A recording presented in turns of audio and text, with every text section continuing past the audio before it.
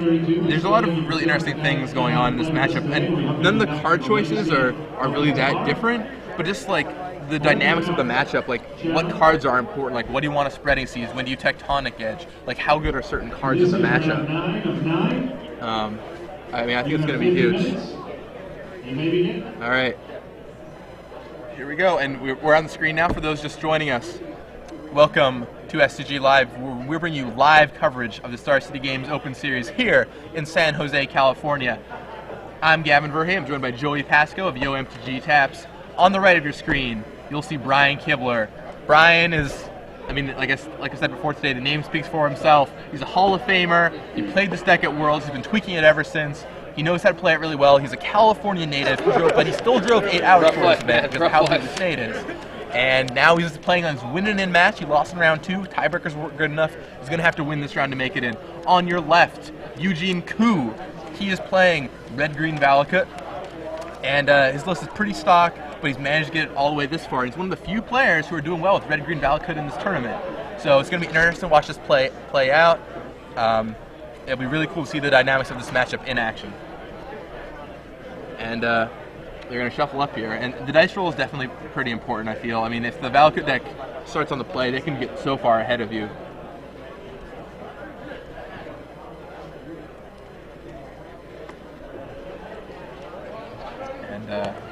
And I just mean a lot to Brian Kibler. He's been working hard, and you know, he would really like this top 8.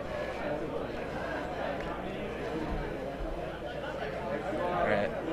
Who do you think's favored in the matchup, Joey? I think I think Kibler's favored because I think this is a matchup that he's prepared for. Valakut has been a known deck, a known quantity in the metagame for a while now. Call Go only first appeared at Worlds and has not really been seen too much outside of Worlds, except for players like Brian Kibler advocating it on Star City.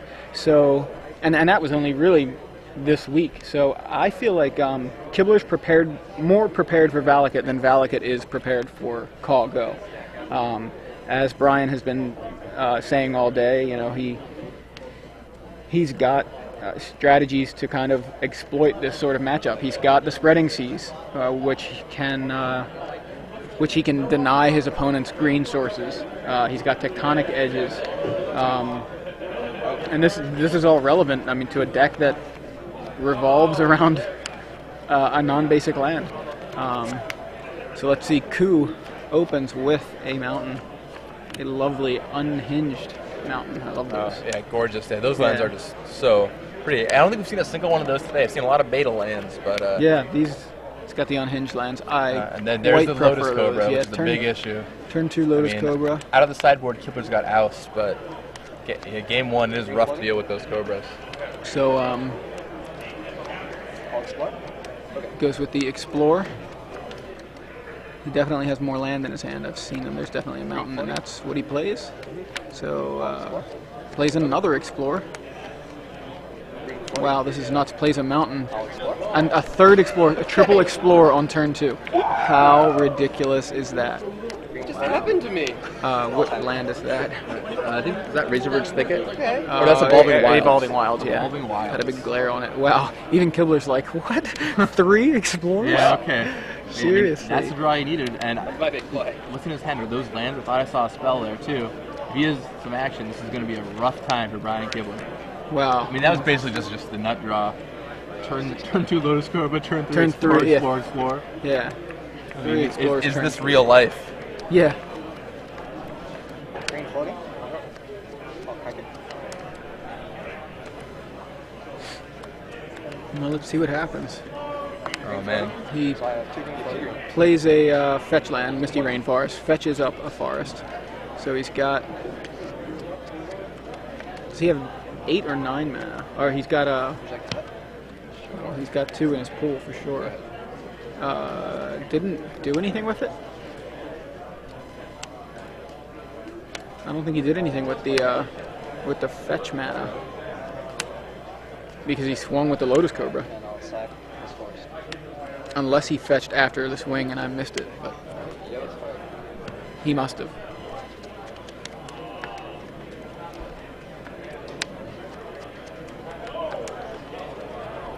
and he played a Harrow, sacrificing a Forest. So he's thinning things out, but he doesn't have a Valakut yet. There's no Primeval Titan down, so until he accelerates a little more, he's not really getting anywhere. But it's only a matter of time until he plucks something big. Right. You know? It's kind of a. It looks like Eugene has maybe one card in his hand. He's got plenty of lands and a Lotus Cobra, but lands and a Lotus Cobra are not going to get there. I mean, once again, it's the looming doom, though, right? Right, like, exactly. Like any draw. I mean, here's a Jace, which will help out a little bit. He could Fate Seal potentially. See, what does he want to do? He certainly doesn't want to. I mean, there's Evolving Wilds on the battlefield, but I think it's probably still correct to Fate Seal here. But I don't know. Kibler knows this deck well. If you watch him play in his premium videos this week, it was just phenomenal. Like, you know, seeing his thought process for everything. Yeah, and so he did choose the Fate Seal, right? Yeah, it looks like, you know, looks like he did he leave it? It doesn't even matter because Eugene just uses Evolving Wilds to search for his 5th mountain. So Valakut is live. What? Do I know who it is? Oh, his list. That's not Matt. No, it's not his list. Which deck list are you looking for? Mm-hmm. Oh no, we haven't had his deck list all day. Judge was trying to get Matt Nass's deck list, and that is neither of the players that we are featuring. I thought he said, "Do you know who this is?" And I was like, "Matt Nass? What?" He's just pointing to his name.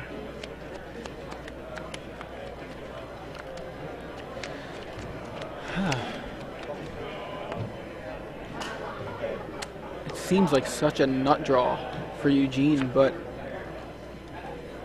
you know, not having action. Yeah, you can have all the mana in the world if you don't have anything to use it on. Which is really impressive because he drew 3 cards off of those Explorers. Yeah. And he still just didn't find anything. No Primeval Titans, no Valakuts, not even a Summoning Trap or Avenger of Zendikar, or he also has Inferno Titan. There's a ton he could have drawn, and he's blanking on it. But, I mean, the problem is Kibler has to move into position to deal with any of those fast. Kibler does have a Stoic Rebuttal in hand. Yeah. Which is interesting because we've been talking to Kibler all day, and he's been saying about being the aggressor, and does he want to keep mana open to for this hard counter? He's got a Spell Pierce, which at this point is almost irrelevant. He goes for the aggressive play and plays a Gideon with the +2, making the it's going to make that Lotus Cobra attack into him. I see it looks like a Colony Garden in Eugene's hand. Just these two. We do not have Matt Nass's deck list, that's what it is. No, we haven't had him all day. Yeah, we haven't had his all day now. So, I think Eugene just played a Forest, and I think he's got a Colony Garden in his hand, and one other card. I'm not even sure what it is. So he's absolutely flooded. I mean, part of that flood is his own doing with Triple Explorer. Yeah, I mean, obviously it wasn't like he intended. It wasn't like he cast those Explorers were like, man, I really hope I just draw lands for the rest of the game. Yeah. Here, you know? It's, So Brian untaps with the Gideon. Wow. And like we said all day, he's been being aggressive with those cards, and you know, some players think would just hold back their countermeasures and be like, all right, well, I have to be stoic here and. Here he goes. He's going to take him out in 2 swings. Here he goes. If like, Eugene well, you know can't capitalize, he's like, you know what? I can't let him get back into this game. I'm just going to try and kill him now. Right, Eugene just drew him out. Yeah. So it's Colony Garden, Mountain. Colony Garden. So the garden can block that Gideon. And Eugene Koo is just in disbelief right now. He's like, I don't get it. What happened? I was so far ahead. He can.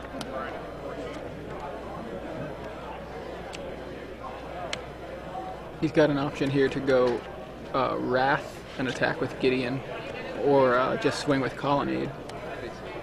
I mean, and he has Jace active. That's true too. He could. So he can just pick apart. He could bounce the token and swing in. Can he do that? Right? Like bounce the token with Jace, and then swing in for. No, he has to go for the Day of Judgment plan. Couldn't he have just done that though? Bounce the token. Did he know all the cards in Eugene's hand?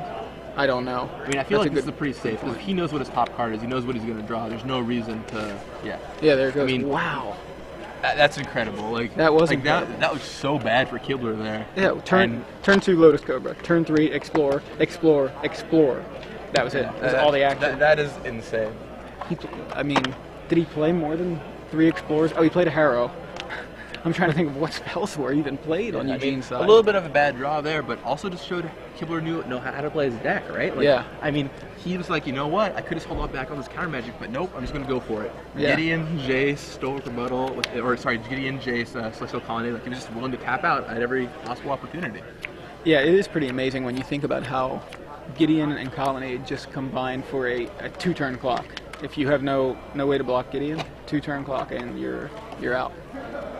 And that was so fast too. That was a 10-minute game.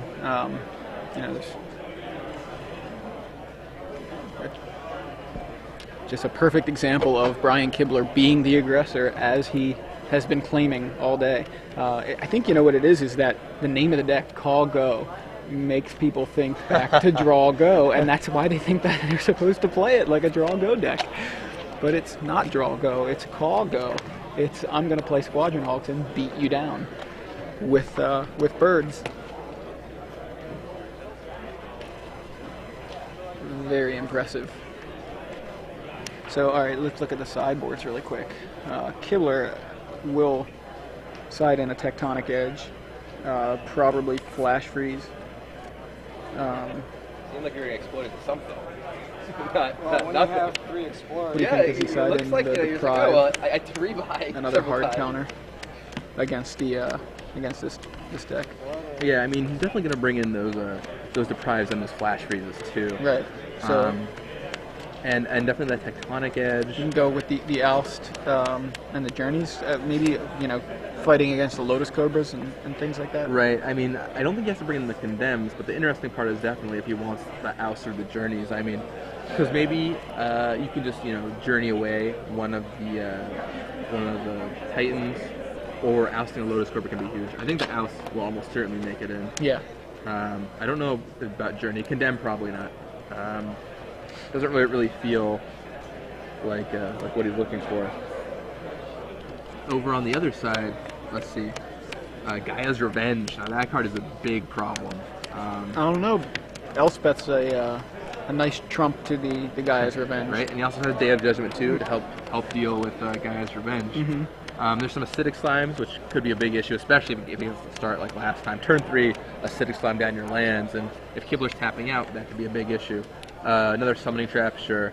Terastodon, maybe. And then Back to Nature is interesting. It gets rid of all the Spreading Seas on the battlefield and Journey to Nowhere if Kibler boards those in. It's the upgraded Tranquility, right? You're the third judge to come that. We need a sign. No Matt Nass deck seriously. lists here. I mean, I can tell you what he's playing, but that's not going to help you. Yeah, we've never had it all day. I'm like looking around. Yeah, we for haven't it, featured him all day. Yeah, there it is. It's sitting here folded up, but we've never had it.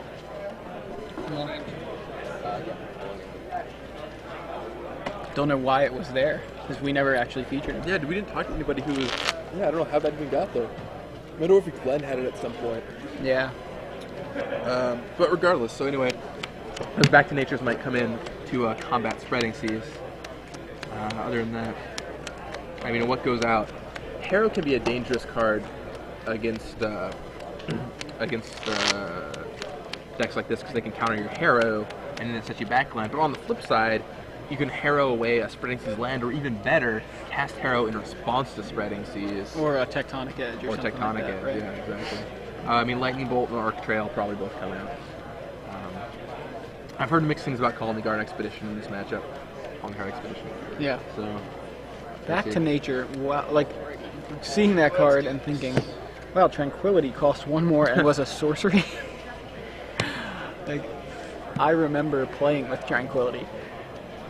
Yeah, I mean, I played with Tranquility too, but it's good that they kind of push that. It's nice to have a way to destroy all enchantments, especially in a format where there's Spreading Seas and there's Journey to Nowheres and Luminarch Ascensions, and then extended you have all kinds of different enchantments. So it's great that the problem with enchantment removal is you don't really just want to 1-for-1 yourself with it against cards like Spreading Seas. Yeah. So later in the game, this not only takes out all the Spreading Seas, but you can still sideboard it and use it against individual things like Pyromancer's Ascension. So it's got a nice little versatility to it. All right, so let's see what we got there. Looks like a lot of fatties and a cough. Is that a cultivate? Yeah, cultivate in Ku's hand. Wait, where's the cough? Did he have? I didn't even see. Oh, there's cough. 2 And the coughs with a sideboard. hammer. I'm sorry, I missed that. Yep. He's in the tank. Yeah, It's a slow hand. it's like the exact opposite of what he had last game. Yeah, so true. And he ends up shipping it back. I think that's right. I think he wants to establish a fast hand this game. Get some Lotus Cobra action or something like that. And Brian quickly keeps. Snap keep from Brian. Looks like Manalik, Squadron Hawk, Gideon, Day of Judgment. Pretty good hand. Oh, Spreading Seas. Wow. Maybe that wasn't a Squadron Hawk, but definitely Spreading Seas. Yeah, see Gideon Manalik. Man, he moves those cards so fast. Unbelievable. Yeah, and It's really impressive skill. yeah, it is. I mean, you can tell. Playing against Brian, I can tell he was almost intimidating. Like normally the card shuffling thing isn't a big deal. Like everyone does it. You just get used to it. You know, when you start playing, maybe it's a little weird because it blocks out your mind or whatever. But the way he does it, it's like he's flipping so fast. It's like he's thinking and almost like he's creating this menacing presence over you, which is really impressive.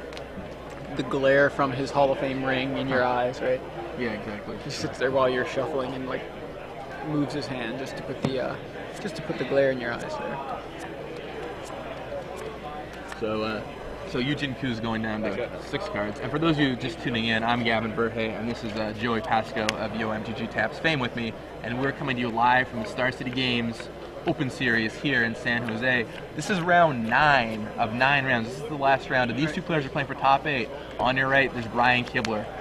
He's playing Kago. He's been doing a great job with it. He's been playing it since Worlds. He's modified it, tweaked it. He's right at the list that he liked, which is only 1 card off from the same list he used on Star City Games Premium earlier this week. And on your left is Eugene Ku, who's playing Red-Green Valakut. One of the few we've seen in this tournament, kind of a resurgence of the Rug deck and less of the Valakut deck, but there is some of it left, and he's one of the people playing it. So Brian Kibler has got that Colonnade, and you see Lotus Cobra here? Yeah, looks like Lotus Cobra. This looks strange. His hand looks like a lot of land. Again. Yeah. There's I think some spell in there. He quickly shuffled it as well. Too. So here's this. Is that going to be Spreading Seas on his green source. There goes that. But yeah, there's a lot of lens. Is that Oracle Moldai I see? Or is it he doesn't have Oracle Moldai in his deck. Yeah, so maybe Primeval Titan? Yeah, it could be Primeval Titan. But he plays a mountain. And in comes Lotus Cobra. It almost looks like Green Weaver Druid, but I also know that is not the card.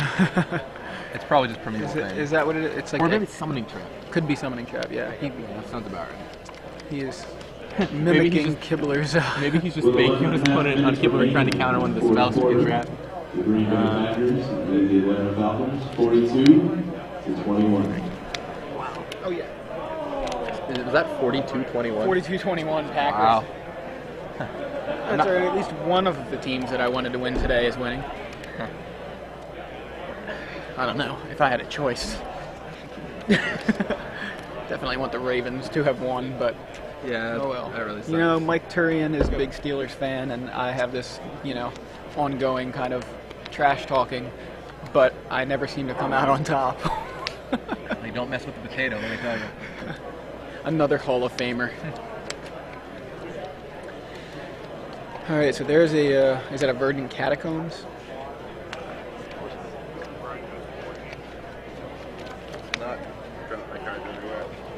So Lotus Cobra gets in there, and Kibler hasn't really done too much this game. He's building up lands. He's got quite a few reactor cards in his hand. He's spreading these ones. Is that Sunblast Angel I see? I know there's a Day of Judgment, or at least I'm pretty sure there's a Day of Judgment. I'm pretty sure I saw a Day of Judgment also. Kibler confidently. Here's Gideon. And he's willing to do it. He's just willing, all right, tap out. He's got a Colonnade on board too, so he's going to see, are we going to do the same thing again, where I'm going to take you out in 2 swings if you don't stop me. And Eugene has access to 6 mana this turn. That shows you how fearless Kibler is. Just like, all right, whatever, 5 mana, Gideon, go. Right, because if Kibler's got the Day of Judgment, it's like, those Titans are not so threatening when they only, pay 6 mana for 2 lands. All right, Right. I mean, also, you could just walk right into a summoning trap or anything else. And I just don't think a lot of players would have that kind of discipline necessary.